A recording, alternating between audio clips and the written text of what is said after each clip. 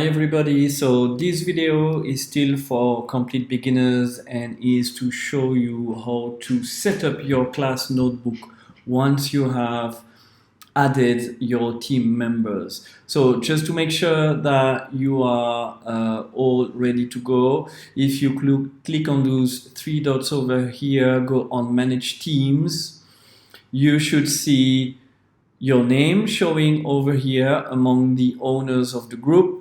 Your coordinator and Robert would show there as well. And on the bottom part, members and guests, you should have the complete list of your students. If you have that, then you are ready to go and to create your class notebook. So it is a pretty straightforward process. You just click on the tab over here, class notebook, and it is going to guide you step by step in creating the notebook for your class. These text box over here represent the different tabs that your student will have in their personal notebook within the class notebook. So it is a good idea that you take 5 minutes to really think about what sections they will need in their personal notebooks. Now for these guys here, I know, because I've been teaching them last year, that I basically want them to have a section for their class notes and a section for their IA where they can work and develop their IA.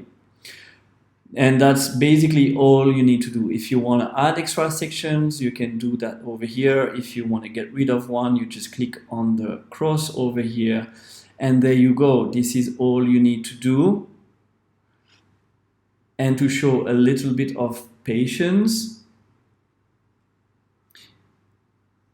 and you will see that the class notebook will import automatically the name of your student inside of the notebook. So that means that you do not have to redo the job of adding student names. There you go. We are arriving there, and it's always a good idea to check. There you go. You have the student list that appears over here, and you have the class notes, and you have the IA section as I wanted it. I'll be telling you more soon about collaboration space and content library, but for creating your class notebook, this is all you need to know.